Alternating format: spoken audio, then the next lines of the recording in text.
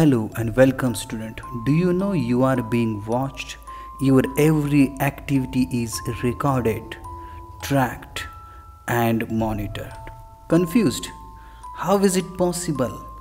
It is possible. Your every tweet, WhatsApp message, photo, GPS route, Google search is now being tracked and recorded, creating huge stores of information. It is called as big data. Hello student. Today we are going to learn and discuss one of the most important topics and technological lesson of our new syllabus, unit number 1.4, Big Data, Big Insights. विद्यार्थी मित्रो, या टॉपिकला सुरुवात करण्याआधी आपण प्रथम what is a data म्हणजे काय हे पाहूया. Data is a collection of facts और set of information which is collected in the form of numbers, words, measurements, observations, reports और just a description of things. विद्यार्थी मित्र हो, डेटा हा अलीकडच्या काळामधला कॉम्प्युटर युगामधला किंवा इंटरनेट युगामधला अत्यंत महत्त्वाचा शब्द आहे. आता डेटा म्हणजे काय, तर डेटा म्हणजे वस्तुस्थितीचा किंवा माहितीचा केलेला एक संग्रह आहे. मग हा संग्रह किंवा ही माहिती कशाच्या स्वरूपामध्ये असू शकते, मग ती संख्या, शब्द, एखादे मोजमाप, निरीक्षण, लिहिलेला अहवाल किंवा कोणत्याही गोष्टीचं असलेलं वर्णन हा डेटा असू शकतो. आता आपल्या साध्या सोप्या भाषेमध्ये सांगायचं झालं म्हटलं तर इंटरनेटवरती किंवा कॉम्प्युटरमध्ये सेव्ह केला जाणारा डेटा हा न्यूमरिकल असतो. न्यूमरिकल म्हणजे काय की कॉम्प्युटरमध्ये आणि इंटरनेटवरती संग्रहित असलेली माहिती ही कॉम्प्युटरच्या भाषेमध्ये म्हणजे न्यूमरिकल 0 ते 1 या शब्द कोडमध्ये लिहिली जाते आणि ही सगळी माहिती कॉम्प्युटरमध्ये सेव्ह केली जाते. या सेव्ह केलेल्या माहितीमध्ये काय काय असू शकतं की तुम्ही केलेला ईमेल असेल, चॅट, जी फाईल, फोटो, व्हिडिओ, यूट्यूबवरती पाहिलेले व्हिडिओ, ऑनलाईन शॉपिंग, या सगळ्या गोष्टींचा समावेश हा डेटामध्ये केला जातो आणि हा साठवून दुसरीकडे वेगवेगळ्या कामासाठी वापरला जातो. थोडक्यामध्ये आपल्याला असं म्हणता येईल की डेटा हा संग्रहित केला जातो, एखाद्या ठिकाणी साठवला जातो आणि त्याच्या उपयुक्ततेनुसार तो वेगवेगळ्या ठिकाणी ट्रान्समिट केला जातो. हा डेटा आहे. मग बिग डेटा याचा अर्थ काय? Please see what is big data. Big data is used to describes a massive volume. Big data हा मोठ्या प्रमाणामध्ये साठवली जाणारी माहिती आहे. It is both structured and unstructured data. This data is very large and complex. हा जो मोठ्या प्रमाणामध्ये साठवलेला डेटा आहे त्याचं स्ट्रक्चर्ड आणि अनस्ट्रक्चर्ड अशा दोन विभागामध्ये विभागणी केली जाते. स्ट्रक्चर्ड याचा अर्थ काय, तो व्यवस्थित मांडणी केलेला आहे आणि अनस्ट्रक्चर्ड याचा अर्थ त्याची व्यवस्थित मांडणी केलेलं नाही आहे. अशी माहिती साठवली जाते आणि ही माहिती खूप मोठ्या प्रमाणामध्ये आणि अत्यंत गुंतागुंतीची असते. मग प्रश्न असा निर्माण होतो, हा डेटा किंवा बिग डेटा येतो कुठून? Where does big data come from? Big data हा दोन प्रकारचा आहे. एक ह्यूमन जनरेटेड आणि दुसरा कॉम्प्युटर जनरेटेड. ह्यूमन जनरेटेड याचा अर्थ मानव निर्मित, मानवाच्या माध्यमातून निर्माण झालेला डेटा. याच्यामध्ये काय येतं? ईमेल, चॅट्स, फेसबुकवरची माहिती, WhatsApp messages, tweet, online shopping etcetera. म्हणजे याच्यामध्ये मानवाचा हस्तक्षेप असतो आणि तो डाटा विशिष्ट पद्धतीनं कलेक्ट केला जातो, साठवला जातो. दुसरा प्रकार आहे कॉम्प्युटर जनरेटेड. कॉम्प्युटर जनरेटेड याचा अर्थ याच्यामध्ये मानवाचा हस्तक्षेप अत्यंत कमी असतो, जवळजवळ नसल्याच्या बरोबर असतो. याच्यामध्ये काय येतं? सी सी टी व्हीमध्ये रेकॉर्डेड झालेले फुटेज, याच्यामध्ये माणसाचा काहीच हस्तक्षेप नसतो. Satellite, traffic and websites. म्हणजे विद्यार्थी मित्र हो, आपल्या लक्षात येईल की डेटा किंवा बिग डेटा हा आपल्या आयुष्यामधला असा घटक आहे जो काही ठिकाणी रेकॉर्ड केला जातो, नोंदवला जातो, साठवला जातो आणि त्याची माहिती उपयुक्तता वेगवेगळ्या पद्धतीने केली जाते, हाच विषय आपण या टॉपिकमध्ये बघणार आहे. Big data big insight. Please see the first. What is big data? There is a revolution in the lifestyle of people which has been affected by big data. विद्यार्थी मित्र हो, या संपूर्ण टॉपिकमध्ये बिग डेटा यासाठी मोठी माहिती असा पर्यायी शब्द न वापरता आपण सरळ बिग डेटा हा शब्द वापरणार आहे. काय सांगितले पहा की बिग डेटामुळं मानवी जीवनामध्ये आणि मानवी जीवनाच्या पद्धतीमध्ये फार क्रांतिकारक बदल झालेला आहे. तो बदल कोणत्या स्वरूपामध्ये आहे म्हणजे आपल्या आयुष्यामध्ये या डेटामुळं बऱ्याचशा गोष्टीवरती परिणाम झालेला आहे. कोणत्या गोष्टी आहेत पहा? Our food habits, our health care, our travelling, our scientific pursuits, you name it and everything has changed 360 degrees. या बिग डेटामुळं आपल्या जीवनामध्ये आहाराच्या सवयी असतील, आपल्या आरोग्याच्या बाबी असतील, प्रवास करण्याची पद्धत असेल किंवा आपले वैज्ञानिक उपक्रम असतील, या आणि अनेक बाबतीमध्ये प्रचंड बदल झालेला दिसतो. आणि हा बदल आहे जो 360 डिग्रीज याचा अर्थ पूर्णपणे बदल झालेला आहे या सवयीमध्ये. The massive data available with us can really works wonders. आणि हे खरं आहे, आपल्याजवळ उपलब्ध असलेल्या ह्या बिग डेटामुळं काही अद्भुत असे बदल घडू शकतात आणि त्याचा उपयोग हा चांगल्या गोष्टीसाठी होऊ शकतो. म्हणजे काय? आपल्याजवळ असणारा बिग डेटा म्हणजे काय? जसं आपण मागं बघितलं की आपली प्रत्येक पोस्ट असेल, काढलेला व्हिडिओ असेल, एखादा स्क्रीनशॉट असेल, चॅट असेल, या सगळ्यांचा वापर हा बिग डेटामध्ये केला जातो. काय सांगितलेलं आहे पहा? Friends, do you know what happens when we like a post on Facebook or share a post on WhatsApp, visit any website, make online purchases or watch videos? मित्रांनो, तुम्हाला माहिती आहे का, जेव्हा आपण एखादी पोस्ट फेसबुकवरती लाईक करतो किंवा व्हॉट्सअपवरती एखादी पोस्ट टाकतो किंवा एखाद्या वेबसाईटला भेट देतो किंवा ऑनलाईन खरेदी करतो किंवा एखादा यूट्यूबवरचा व्हिडिओ पाहतो, तेव्हा काय घडतं? आपण जस्ट ह्या गोष्टी अत्यंत नॉमिनल पद्धतीनं करत असतो, परंतु yes, whatever activity we do online is recorded, monitored and analysed. म्हणजे ज्या काही गोष्टी आपण ऑनलाईन करत असतो, मग त्याच्यामध्ये फेसबुकमध्ये टाकलेली एखादी पोस्ट असेल, लाईक असेल, व्हॉट्सअपवरती एखादा काढलेला फोटो असेल, शेअर केलेली एखादी गोष्ट असेल, इवन दो ऑनलाईन परचेस केलेली एखादी वस्तू असेल, या सगळ्या गोष्टी रेकॉर्ड केल्या जातात, मॉनिटर्ड केल्या जातात आणि ॲनालाइज केल्या जातात.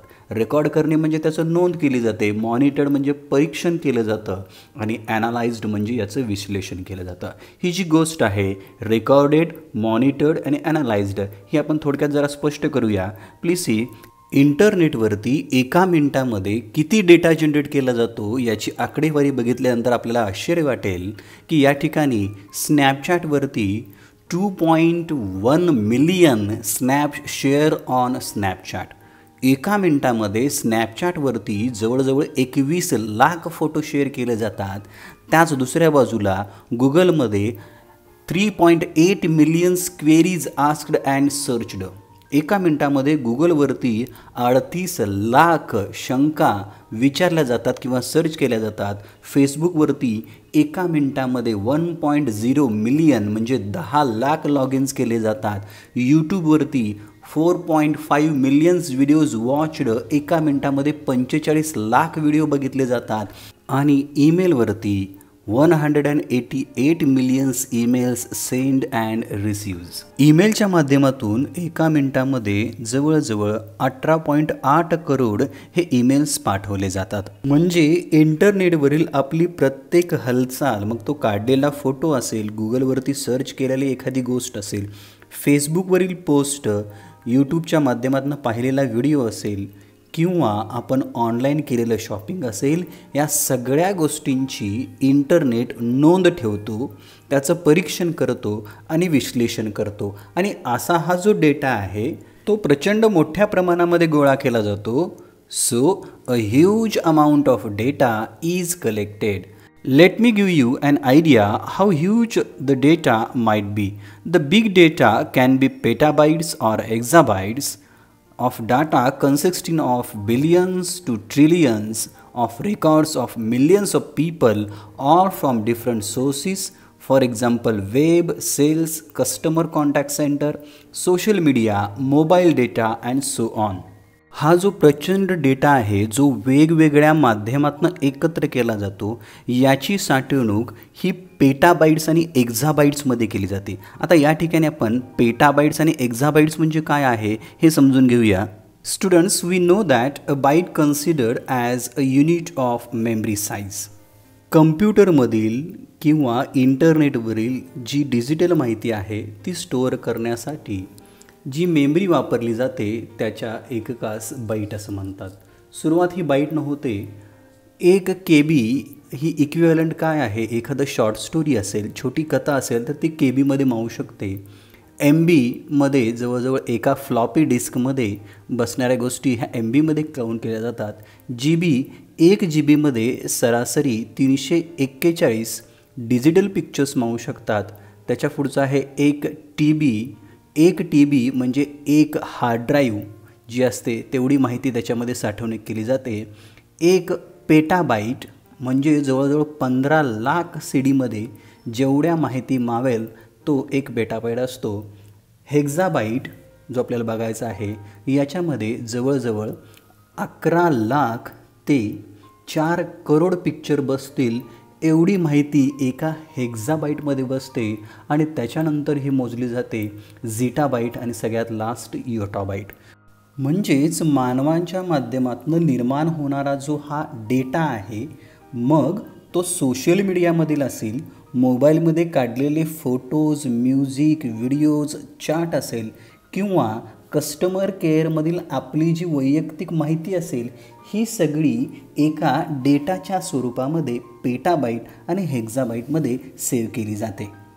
आणि असा साठवलेला जो डेटा आहे तो वेगवेगळ्या कंपन्यांना, इंडस्ट्रीजना किंवा ऑनलाईन व्यवसाय करणाऱ्या कंपन्यांना उपयुक्त ठरतो की जो त्यांचा कस्टमर आहे किंवा जे ग्राहक आहेत त्यांचा अभ्यास करण्यासाठी, त्यांच्या ॲक्टिव्हिटीवरती नजर ठेवण्यासाठी या संपूर्ण डेटाचा वापर केला जातो.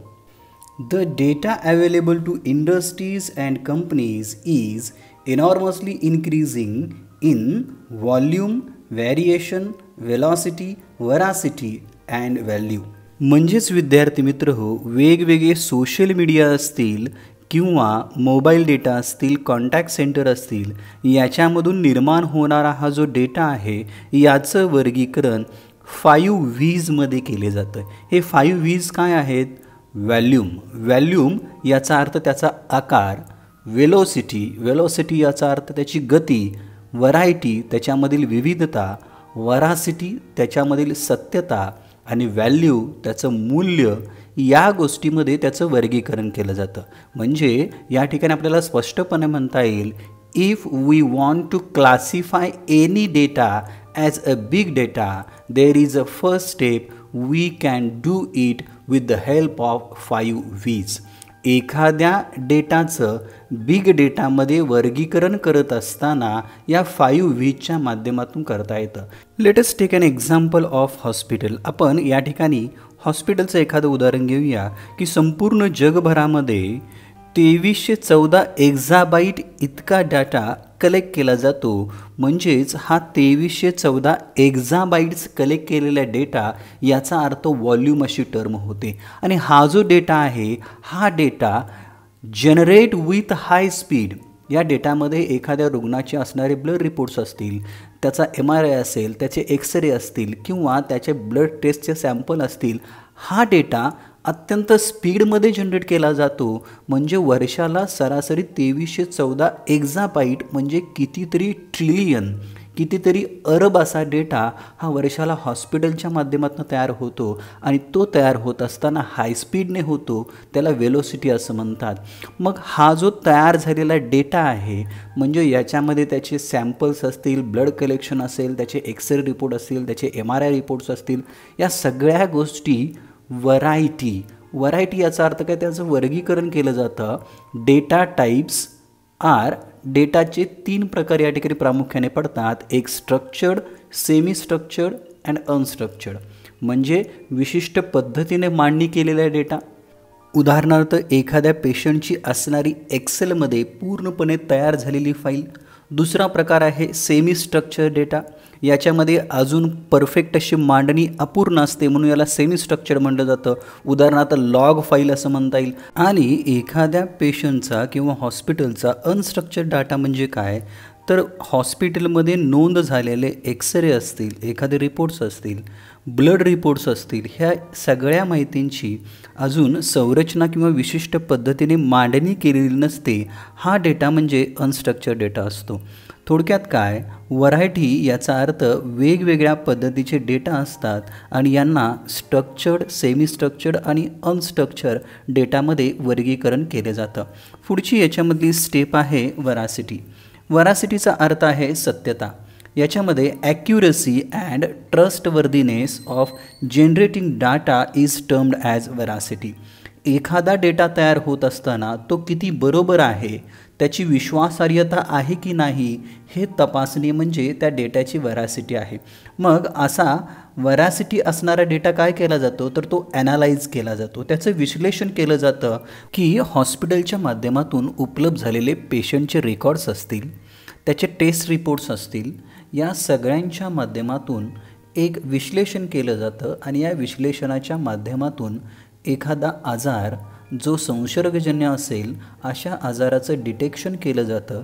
त्याच्यासाठी उपचार पद्धती कोणती अवलंबता येईल आणि त्याच्या लसीकरणासाठी आपल्याला कोणत्या पद्धतीनं खर्च कमी करता येईल याच्यासाठी रिपोर्ट्सची किंवा रेकॉर्डची व्हरासिटी, सत्यता उपलब्ध असणं अत्यंत गरजेचं आहे. नेक्स्ट याच्यामध्ये आहे value. Data analyse in medical sector is important. कोणत्याही मेडिकल सेक्टरमध्ये डेटा ॲनालाइज करणं, त्याचं विश्लेषण करणं हे अत्यंत महत्त्वाचं आहे. जर असा असणारा डेटा प्रॉपर पद्धतीनं वर्गीकरण केलं तर एखाद्या आजाराचं आपल्याला ताबडतोब निदान लागू शकतं. त्या डेटाच्या सहाय्यानं त्याच्यावरती ट्रीटमेंट देता येऊ शकते आणि भरपूर डेटा उपलब्ध असल्यामुळं कदाचित औषध निर्मितीसुद्धा कमी पैशामध्ये होऊ शकते. या सगळ्याच गोष्टीला व्हॅल्यू ऑफ डेटा असं म्हटलं जातं. म्हणजे कोणताही डेटा म्हणजे माहिती ही 5Vच्या माध्यमातून त्याचं वर्गीकरण केलं जातं. Please see the next line. Such a big data is easy to obtain but so massive that it challenges the current computing technologies and hence big data analytic is used to give insights that were previously incomprehensible. आजकाल बराचसा big data जरी सोप्या पद्धतीने मिळत असला तरीसुद्धा मिळणारा data हा इतका मॅसिव्ह, इतका प्रचंड आहे की तो हाताळणं अलीकडच्या संगणक प्रणालीला किंवा इंटरनेट प्रणालीला सुद्धा एक आव्हान आहे. आणि अशा बिग डेटाची माहिती किंवा विश्लेषण करणारे जे ॲनालिटिक्स आहेत यांना या गोष्टीमध्ये एक वेगळ्या पद्धतीचे विश्लेषण करणे शक्य झालेले आहे, जे पूर्वीच्या काळामध्ये कधीही शक्य झालेलं नव्हतं. Big data analytics is a complex process. Big data ही जी मोठी माहिती आहे त्याचं विश्लेषण करणं ही अत्यंत अवघड अशी प्रक्रिया आहे. याच्यामध्ये काय केलं जातं, of examining a large and varied data. याच्यामध्ये वेगवेगळा जो डेटा आहे त्याचं वर्गीकरण केलं जातं. Sets or big data to uncover information. आणि जो बिग डेटा उपलब्ध झालेला आहे, जो अनस्ट्रक्चर्ड आहे, ज्याची संरचना नाही आहे, त्याचं विश्लेषण करावं लागतं आणि त्याचं विश्लेषण करून याच्यामधनं नेमकी कोणती माहिती पुढं आलेली आहे हे त्यांना सांगता येतं. Such as hidden patterns. Number 2 unknown correlations. Number 3 market trends. and number 4 customer preferences. म्हणजे विद्यार्थी मित्र हो, आजकाल सोशल मीडियाच्या माध्यमातून, इंटरनेटच्या माध्यमातून किंवा कॉम्प्युटरच्या सहाय्याने नोंदवला गेलेला, साठवलेला जो डेटा आहे हा डेटा प्रचंड प्रमाणामध्ये उपलब्ध आहे. परंतु अशा डेटाचं जर विश्लेषण केलं नाही, जर त्याचं ॲनालिसिस केलं नाही, तर हा डेटा काहीही कामाचा असणार नाही आहे. म्हणून बिग डेटा ॲनालिटिक्सचं काय काम असतं की हा जो डेटा आहे या डेटाचं वर्गीकरण करणं, या डेटाचं विश्लेषण केल्यानंतर त्याच्यामध्ये विशिष्ट पद्धतीचा पॅटर्न आहे का, त्याच्यामध्ये काही कोरिलेशन्स संबंध आहेत का, बाजाराचा नेमका कल कोणता आहे किंवा ग्राहकांची पसंती काय आहे ही त्या पॅटर्नमधनं शोधावी लागते. आता हा हिडन पॅटर्न म्हणजे नेमका काय, आपण जसं मागे बघितलं की आपली इंटरनेटवरची प्रत्येक ॲक्टिव्हिटी ही नोंद केली जाते, रेकॉर्ड केली जाते. जर आपल्याला JBL कंपनीचा हेडफोन खरेदी करायचा असेल आणि आपण ॲमेझॉन या ऑनलाईन शॉपिंगमध्ये हेडफोन संदर्भात माहिती घेतली आणि परत आपण थोडी माहिती घेतल्यानंतर आपण यूट्यूबवरती गेलो, तर बऱ्याच वेळेला आपल्याला असा अनुभव येतो, यूट्यूब किंवा इतर चॅनल सर्च करत असताना बऱ्याच वेळेला आपण पूर्वी सर्च केलेल्या म्हणजेच त्या हेडफोन संदर्भात बरेचसे मेसेज आपल्याला आलेले दिसतात.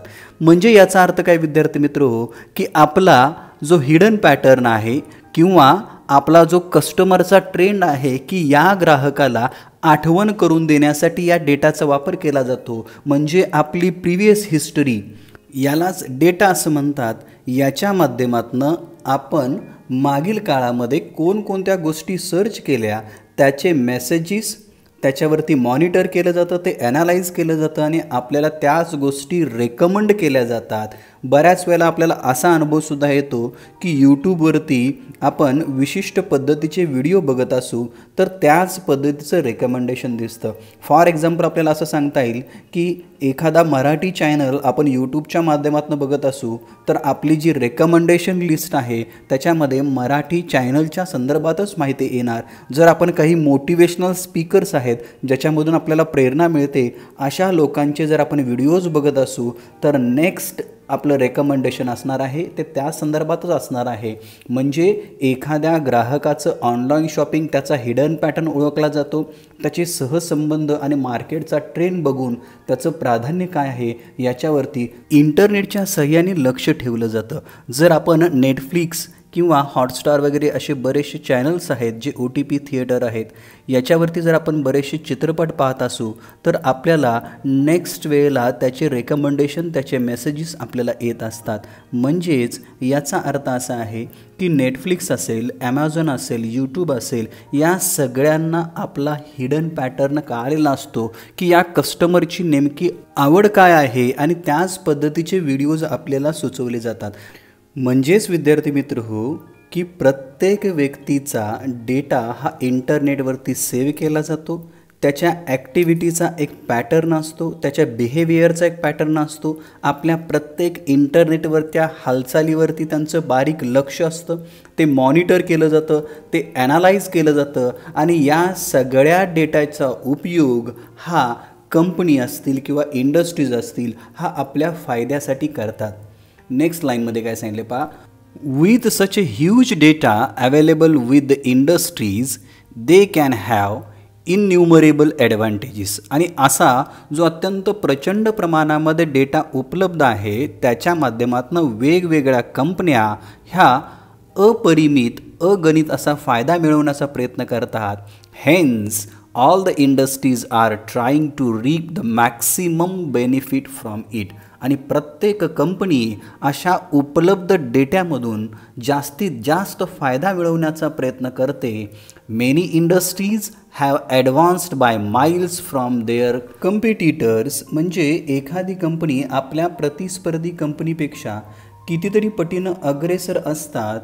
It means it's not the amount of data that is important, but what the organization do with the data is what matters. म्हणजे एखाद्या कंपनीकडे किती मोठ्या प्रमाणामध्ये डेटा आहे हे महत्त्वाचं नाही आहे, तर त्या डेटाचा, त्या माहितीचा वापर हा कशा पद्धतीने केला जातो. आता डेटाचा उपयोग कशा पद्धतीने केला जातो याचं एक उदाहरण आपण बघूया की डीमार्ट या कंपनीचं आपल्याला एक उदाहरण देता येईल की डीमार्ट हे सुरुवातीच्या काळामध्ये एका छोट्याशा गाळ्यामध्ये सुरुवात झालेलं होतं, परंतु 3 वर्ष त्यांनी ग्राहकांची माहिती गोळा केली, त्यांची आवड निवड लक्षात घेतली, ते कोणत्या पद्धतीच्या वस्तू घेतात, किती दिवसानंतर घेतात आणि त्या वस्तूंची नोंदी त्यांनी ठेवली आणि 3 वर्षानंतर त्यांच्याजवळ इतका डेटा तयार झाला आणि त्याच्या माध्यमातून त्यांना असं लक्षात आलं, जीवनावश्यक वस्तूपेक्षा सौंदर्य प्रसाधने, बेकरी प्रोडक्ट्स आणि इतर सॅनिटरी प्रोडक्ट्स याच्यावरती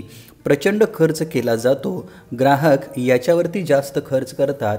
म्हणून या 3 वर्षाच्या डेटानंतर त्याचं ॲनालिसिस केल्यानंतर डीमार्टनं आपल्या सेटअपमध्ये बरेचसे बदल केले.